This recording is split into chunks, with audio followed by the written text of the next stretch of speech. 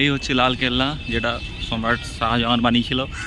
এর আগে একটা অন্য নাম ছিল, সেই নামটা ভুলে গেছে মানুষ, কিন্তু এই লাল কালারের জন্য মানুষ তাকে নাম দিয়েছে নতুন করে লাল কেল্লা। এই যে দেখতে পাচ্ছ, এটাই লাল কেল্লা। টিকিট কেটেছি, টিকিট হচ্ছে 50 টাকার টিকিট।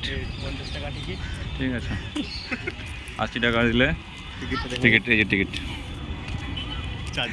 4 জনের কেটেছি। 80 টাকা দিলে মিউজিয়ামটা দেখা যেত, কিন্তু মিউজিয়ামের টাইম শেষ হয়ে গেছে। 4টার মধ্যে মিউজিয়াম বন্ধ করে দেয়। আমরা 4:20 দিকে ঢুকেছি, এখন পাচ্ছে 4:41। এই হচ্ছে লাল কেল্লা, যেটা আমি দেখাচ্ছি। বিদেশি স্বদেশি সব রকমের লোকে এখানে এসেছেন এই জায়গাটা ঘোরার জন্য। একটা দর্শনীয় স্থান বটে। ভিডিওতে দেখতে পাচ্ছেন আপনারা, এই হচ্ছে লাল কেল্লা।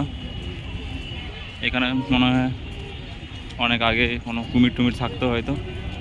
নিচে অনেকটা জায়গা আছে, এখানে কুমির চাষ করতো সম্ভবত।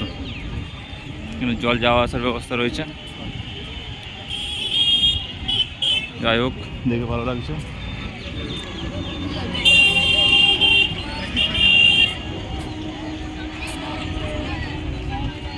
এখানে ভারতের জাতীয় পতাকা রয়েছে, জুম করে আমি দেখাচ্ছি। জয় হিন্দ।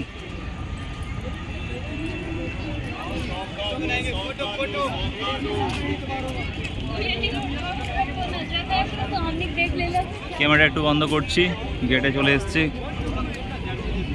অন্য সাইড থেকে বাকিটা ভিডিও করতে হবে, মেমোরি অনেক ভর্তি হয়ে যাবে।